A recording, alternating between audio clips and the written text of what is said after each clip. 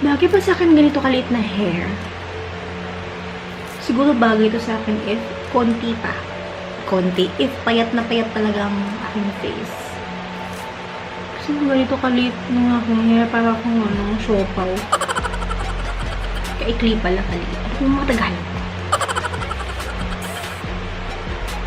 Opa. Sarange. Opa. Sarange.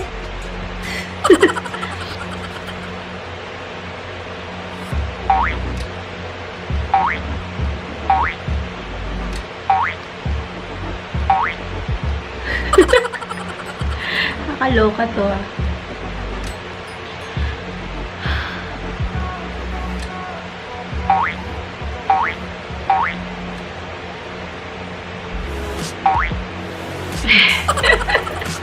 Mas bet ko yung pa ganun, pa cobra.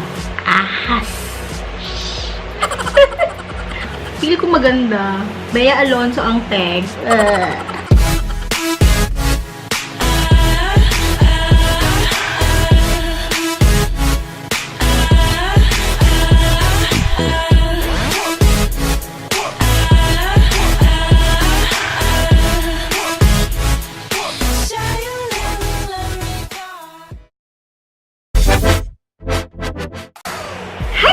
Welcome back to my channel, and thank you so much once again mga loves for visiting and dropping by to my channel. I really appreciate it. So mga loves, today is gonna be another how-to video. So nakita niyo naman yung aking buhok ay curly. So ito yung aking gagawin today. And papakita ko sa inyo kung paano ko siya ginawa. Kung gusto niyo po itong ganito na buhok, just comment below. Hindi. Kasi papakita ko sa inyo mga loves kung paano ko ginawa itong buhok na ito. Kung paano siya naging curly, nung ginamit ko na tool. And just basically, paano ako nagkukulot ng buhok. Yun lang. I'm not a professional. I'm not a hair stylist or anything. But this is how I curl my hair. So, yun. Ito palang ginamit ko mga loves. Itong aking flat iron. Ito ay ang JML Wet Straight Pro. Yan. So, nabili ko siya sa Watson's. Pwede nyo siya bilhin sa Lazada. It's not sponsored by JML mga loves or any other companies. This is just sponsored by Bubuchang's World. Ako lang talaga ang bumili nito. Kami ni Boy Pilas. Our own money. Okay? So, yun lang. Gusto lang namin talaga i-share sa inyo kung paano ko ginagawa itong mga ganito, mga bagay-bagay, ganun. So, yun mga loves. So, if you would like to achieve this hairstyle, itong look na ito, itong paano ko ito ginawa, itong parang salted hair na curl na parang nasa dagat ka, wavy na hair. If you want this hair, if you wanna achieve this kind of hair, then just keep on watching. Okay, so isi-section natin yung aking hair mga loves. Easy lang ito ha, hindi siya yung parang ano lang, hindi talaga lahat nakukulot. Ayan. Ano ba i-fetch? Ayan. And then dito, kailangan talaga i-section din sana dito ng pangalawa. Ano ba yan? Hindi sinabi kay madam. So, ang gagawin ko is hahatiin ko to dito kasi napakakapal kasi ng buhok ko. So, ang ginagawa ko mga loves, ganito lang. Para hindi ko siya parang ganun. I will be using this JML Wet Straight Pro. Ito siya. Nireview ko na siya. So, I guess I will, magkasunod lang to itong aking review ngayon sa aking hair. Magkasunod lang. Ano ba ito? Kukuha lang tayo ng konti dyan. Hindi naman perfect talaga. This is just, hindi naman ako professional mga loves. So, ganito ko lang talaga kulitin yung aking hair. So, ito ang ginamit ko. Isa lang flat iron. Kahit anong flat iron ang gusto nyo gamitin. Cherry bells lang yan. So, Ginaganon ko lang siya. And then, ano lang, twist.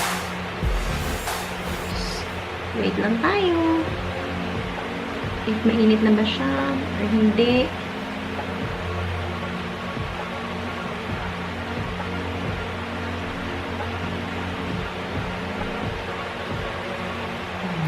Ayan. Ganun na yung effect niya. Konti lang. Parang pa-curve lang ng ganun. Tatapon ko na siya sa likod. So, next na naman. Mas maganda kasi kung pakunti-kunti lang. Lalo na sa akin itong super kung ano yung hair. Super makapal yung hair, mga loves. Mas maganda kung konti-kunti lang. Para hindi mo maano. Okay. Kung gusto nyo talagang hanggang sa dulo, pwede yun. Pero kung mataas kasi yung hair ko, so mas maganda if nasa ano siya. Touch-touch nyo siya. Mainit na ba? Ganon, tapos i-release niya. Okay. So, ganon lang. Yung sa mga likod-likuran lang.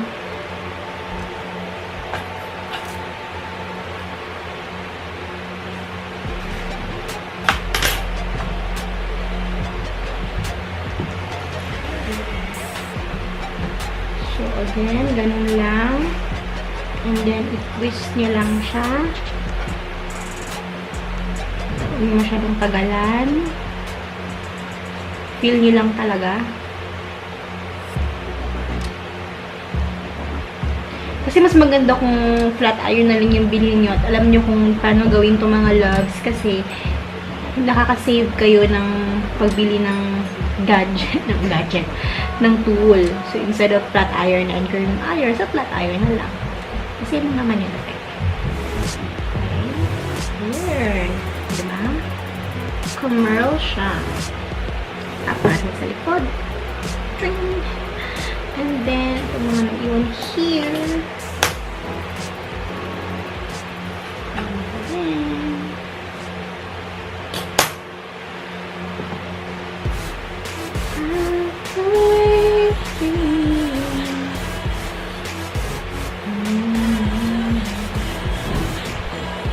so long.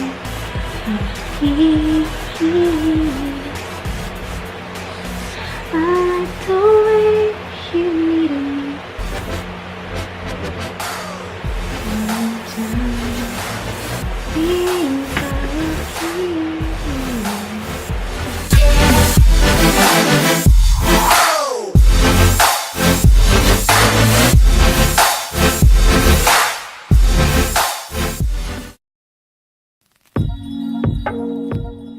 Bali dito yung sa mga bangs na part, away from your hair ako kasi.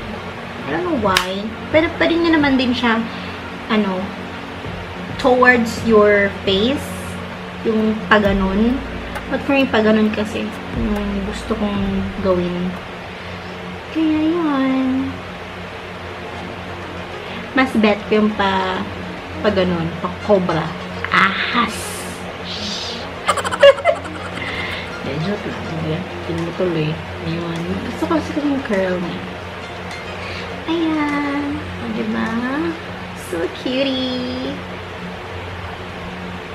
Almost finished sa left side. Ooh. Yes. There you go. So, as you can see, mga loves, eto na ang aking left side balls. So, you can just do it like that. Para mas curlicious. Ang ginagawa ko, itong part dito, yung mga hindi ginaganan ko siya dito sa taas na part lang. Para maging curl din siya. Para big curls din siya, kumbaga. Ganyan. O, diba? Gawin ko siya ngayon dyan.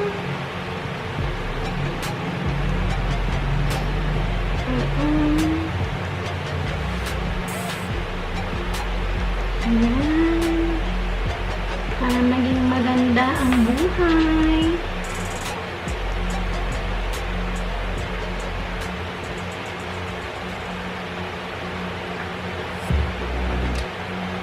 And then, sa taas lang na part.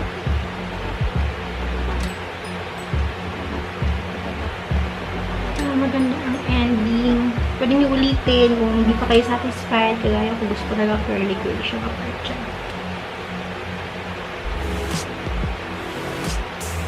Okay. Ito na part. Mga big girls.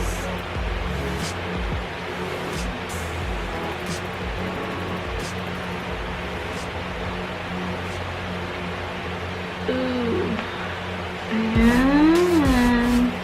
Diba, lakas makabaya Alonso, besh. Tama na siguro yun. Isa pa.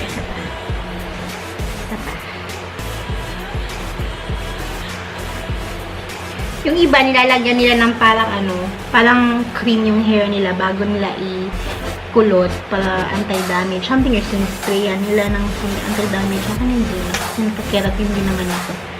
Ayun. So, this is the final. You can also do this right here para magkulot siya to the level that you want. Okay, ayun. So, ang ginagawa ko mga loves para magstay siya is I use a hairspray. Kaya ginagawa ko mga loves para magstay siya ng ganito habang hindi pa tapos dito. I use a hairspray, your spray net. Ito ay ang ginagamit ko ito, Finesse. Ito yung ginagamit ko, Finesse Extra Hold Hairspray. So like that, and kailangan away from your face. Close your eyes, guys. Para i-hold niya.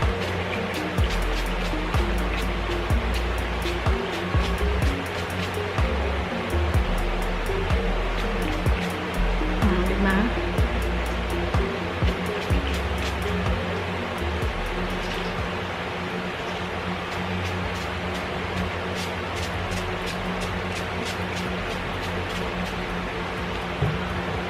Bongga. Ayan, nag-strong hold na siya.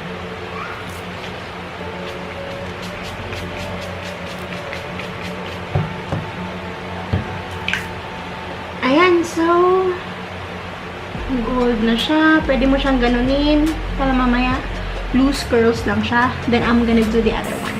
Okay? Oh, ayan na mga loves. Gustuhan niyo ba? Gusto natin yun. Alam niyo, gustuhan niyo ba mga loves yung aking kulot na hair? O, diba? Simple lang. Gamitin niyo lang ang inyong hair straightener. Kahit anong hair straightener ang gamitin niyo, okay lang yun mga loves. As long as comfortable kayo gamitin siya. So, this is what I use to curl my hair. O, diba? Ang ganda. Feel ko maganda. Bea Alonso ang tag. Feel ko lang yun. So, yun lang mga loves. If nagustuhan nyo pa ang video na to, please hit like. And if you would like to have more of my videos, mga do-it-yourself, mga DIY, mga how-tos, mga tips, mga reviews, yung family vlog namin, please don't forget to subscribe to my channels, mga hindi po nakapag-subscribe. And please don't forget to hit that bell button para ma-notify kayo ng aking mga new videos moving forward. And please don't forget to follow me on my social media accounts, Twitter, Instagram, Snapchat, Facebook page. Please like nyo din po sila at follow nyo po ako. And again, maraming salamat mga loves. Thank you so much for dropping by and for watching my video. I hope nagustuhan nyo po itong ginawa ko sa hair ko. So, yun mga loves. Thank you so much. And don't forget, I love you. Look as good as the day I met you. I forget just why I left you. I was